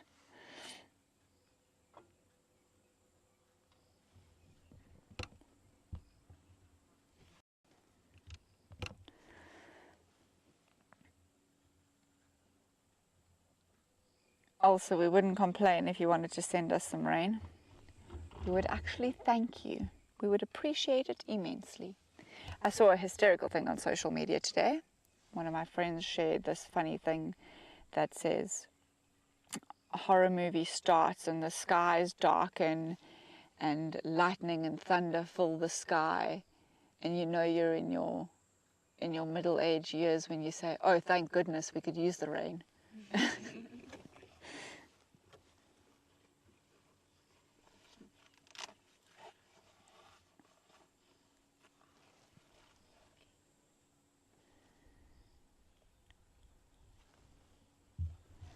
Michael, they do have judgy stares, don't they? This one on the left is actually, she was watching us. That was quite interesting.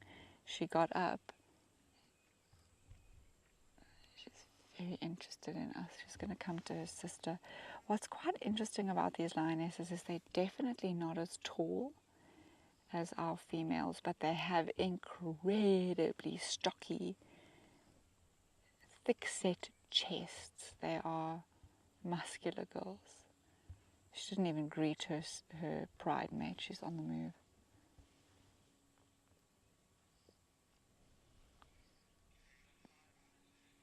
Thanks. Okay, they're playing leapfrog.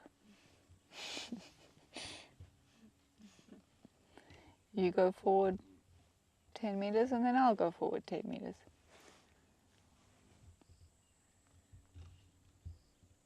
I really like that we have the option to see lions next door, because it really does show us how and give us a nice idea of, even though you're looking at lions, they're on the side of that side, when you start to see them regularly, you can pick up the features in their face that are bloodline specific. So the Rietspruit pride have a very distinctive look.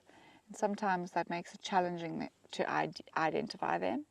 But if you see these lionesses, they look distinctly different to lionesses from the Rietspruit pride.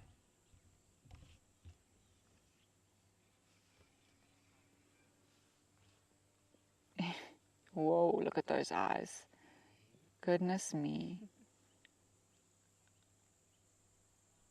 Her face is softened, so the expression is no longer as intense. I wonder where our girls are. They must be having a great feast in the drainage plan.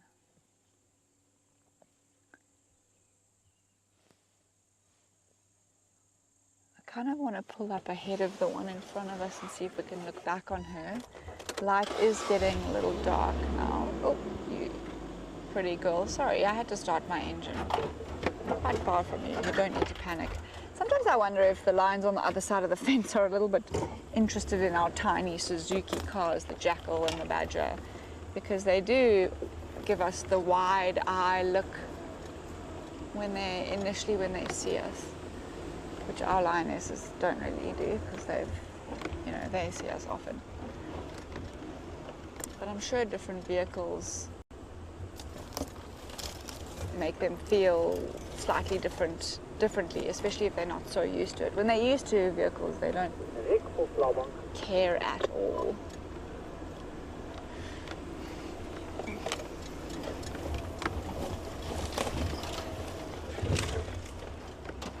Basil, can you get her now? That lighting is so pretty. Oh, there's a rhino in the distance, also on the other side. Gosh, the other side's providing all of the goods today. A black dot on the horizon is a rhino.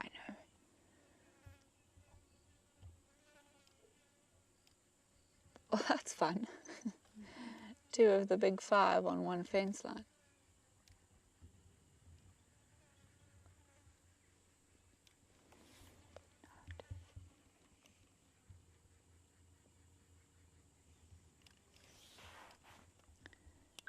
Stations. There are two lionesses on the BCC side, south of the fence, the Blaubank fence, compass south of Mamba Dam. They're stationary. Kevin off Blaubank. they're not actually so interested in looking at us as they are looking in the direction of the smell of the kill. So exactly where they are, but on our side of the fence is where our lionesses were lying and roaring this morning. So I'm sure they can smell the other lionesses. But unfortunately for them, they are not going.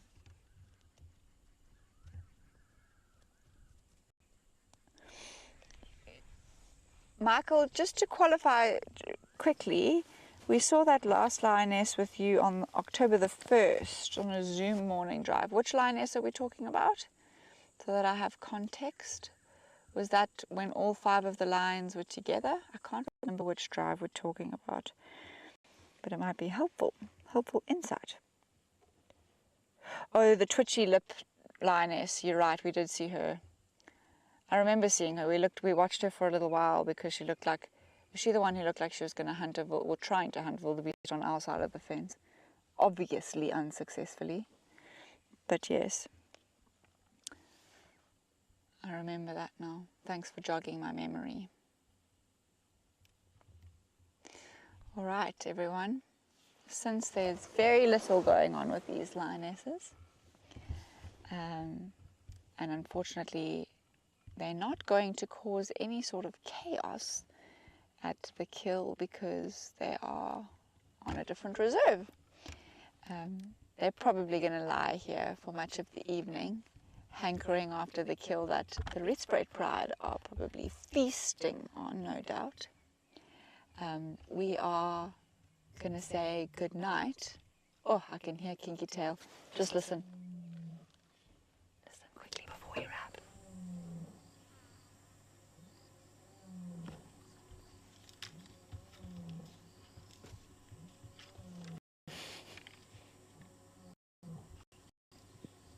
Oh, I thought he was going to do it.